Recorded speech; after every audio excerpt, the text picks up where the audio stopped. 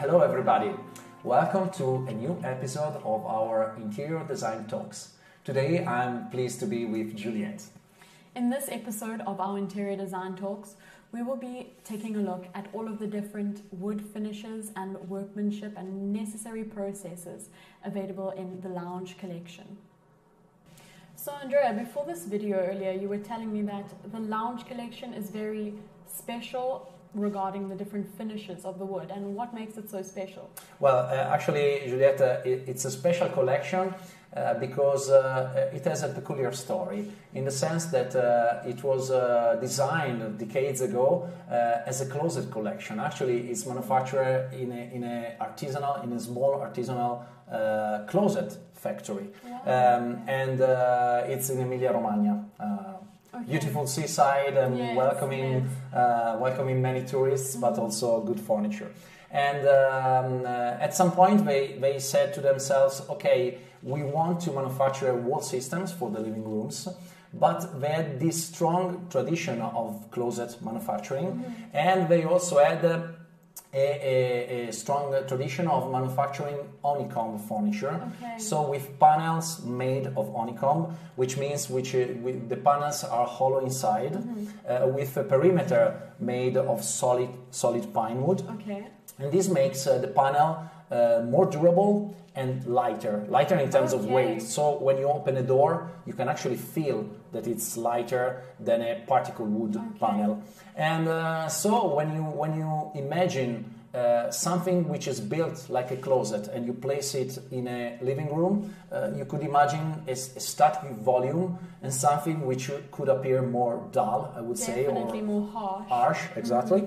And so they started imagining how they could make the bigger surfaces of vertical doors more interesting. And so today we will have a look not only at woods, finishes, lacquers, but also at as you said, the different processes that can make these vertical doors more interesting. Okay. And so Andrea, you said that obviously there are all these beautiful, striking different finishes for the wood, but what if someone wanted a more simple, basic, classic finish?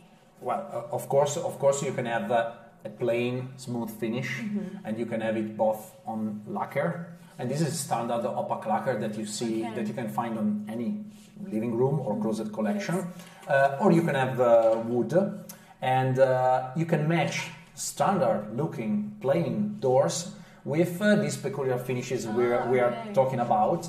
And for example, we start with what we call the diamond finish. We see it on wood, and we can see it also on lacquer. Okay. This is made, we were telling about honeycomb. Actually, honeycomb, I don't know if it's the right expression in English, but honeycomb is basically a sandwich where the inside is hollow, and you have the underlying layer, which is normally MDF, medium density fiberboard. Yes.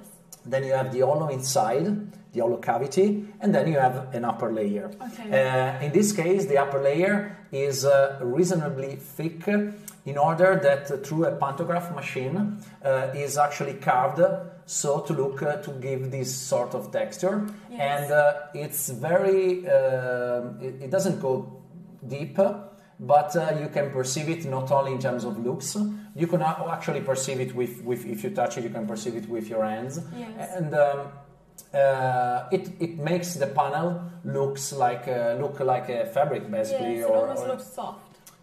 Yeah, absolutely. It actually looks soft. It's called diamond because they are basically tiny squares, but they are oriented diagonally in relation to the axis of the doors, and so it's called diamond because of in Italian we say effetto diamantato, like a diamond effect on a certain surface. Lovely. Yes. And this is very specific. And when we look at woods, we must stress how not only we have opaque lacquer and also ceramics is a different alternative on the collection. We have two types of finishes, and one is called open pore oak, and this is a bit tricky. I'll take a bigger door here because actually this is oak wood, and you could recognize it through the veneer and to the specific shape. And normally oak has an open pore, and this allows to paint the wood with a lacquer that doesn't cover the pore fully. Oh, sorry, I was pointing in a wrong position. Mm-hmm. And so when you lacquer, you paint it like, let's say, red or white. Okay. It takes the color, but the paint does not cover the pore. And so you see a white door, a red door, but you still perceive the veneer underneath. This is normally called open pore finish. So you can still see all the natural lines and veins. Absolutely, absolutely. Right, more recently, this type of finish is, I would say, it's less fashionable, so you see it less on the market. But it's, I think it doesn't age really. It really depends on the color and on taste. Here we have different shades, different colors of oak, which are painted with transparent paints.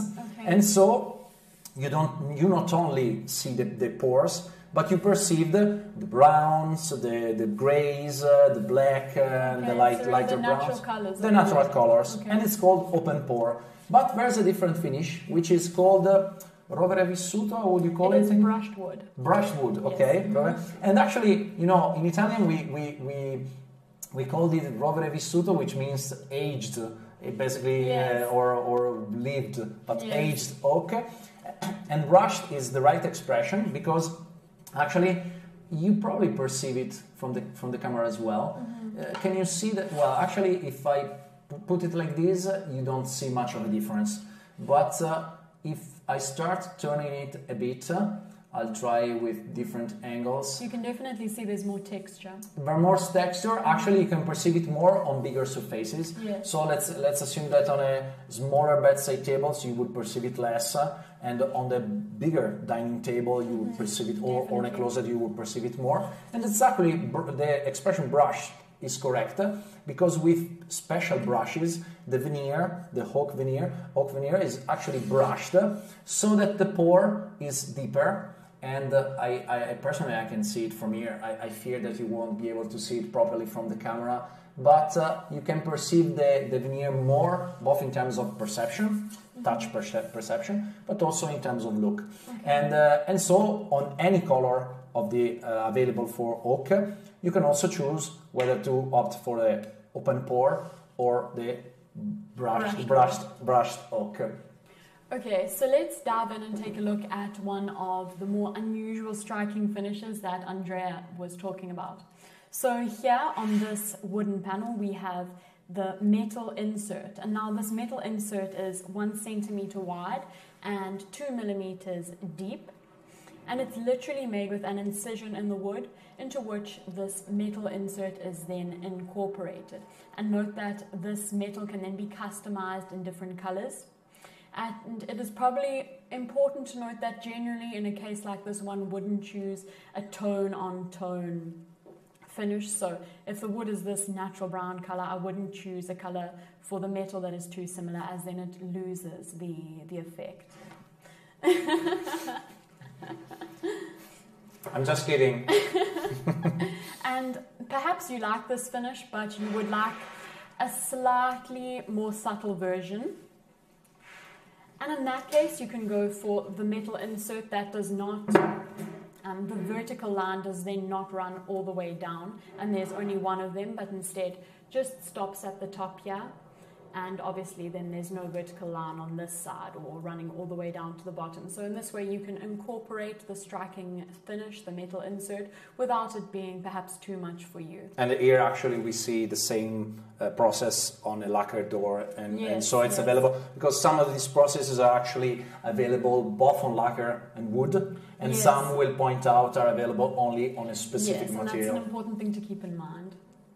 Okay, so we see another process of how we can work these doors, and we have a look at the V-shaped processes, where we have a carving, which is a V-shaped carving, which is 2 millimeters wide and 2 millimeters deep, and here we see what is called 10-2, because actually it's 10 millimeters 1 centimeter gap, and then 2 millimeters incision. Okay. This is why it's called 10-2. And this finish, I just saw it just a few days ago. I saw it in a client's home, in a living room. Right, this finish. It was absolutely beautiful, with a very nice symmetrical set with a TV in the middle. Okay. Very stunning, really stunning. And this finish especially is available on wood only. It's not available on lacquer. And it's a way to enrich what would otherwise be a simple and plain panel. Yes. Then I take the Shanghai finish, which Juliette will describe. Yes. So here we have the Shanghai finish, which is also the groove cut, the carve is 2 millimeters wide and 2 millimeters deep. And now this finish here is only available on lacquer. As we mentioned before, there are certain finishes that are only available on lacquer and certain finishes that are only available on wood. And now even here, I would say that you really can't properly perceive the beautiful effect of the Shanghai finish, because I would really suggest, if you were to choose to use it for a bigger surface, because even here it's hard to perceive the true beauty of the effect. This is a sample, but also I would say let's assume a 2 doors entrance, closet, and the entrance. If it's 1 meter wide, you would not perceive the full extent, the full beauty. Exactly. This actually, if you have 6 doors, or if you have a living room with a wide TV set wall system with the TV in the middle, still you can perceive the lines that starts, let's say, from the lower left and go up to the upper right, and then you perceive the full extent of the design. Exactly. And then obviously how well you can see the line depends on the color of the lacquer. So here we have a light color, so it's quite obvious, but perhaps on in darker lacquered finishes the line would be less obvious. And finally we have the line finish, the lining process, which is identical as the last two, in the sense that it's 2 millimeters by 2 millimeters V-shaped. Simply it's it's vertical lines. Okay, now you see it better. Vertical lines that are spaced by 30 centimeters, and they create a groove, how do you say? Basically, they create a texture, a peculiar look, but it's definitely less present than, for example, 10-2, or less present.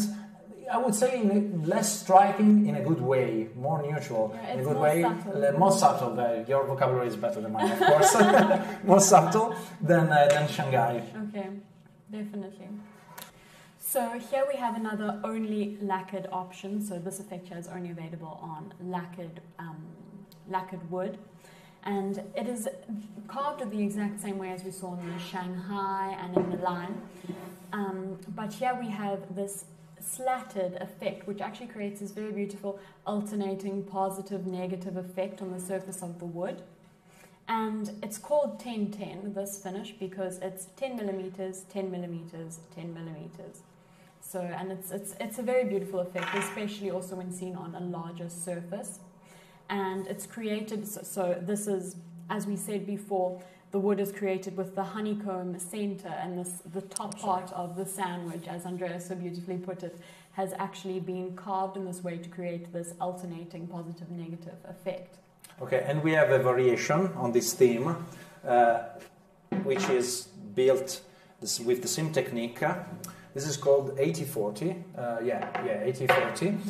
It has a variable, how do you say, variable steps, and it doesn't create a random pattern. Yes. But when you look at it, you perceive it as being random, because there's 8 centimeters, 5 centimeters, 4, 6 different widths, and so it's built the same way as the 10-10, but with a different, more randomic look, I would say. This, you see it on pictures as well. You know, this approach Of course, it's always personal, but I would not like it on a symmetrical composition, and I would prefer it on something that starts being asymmetrical, kind of underline. But you know, another could say the exact contrary, that on a symmetrical composition you could go on something like this. What's your opinion about this? This is improvised.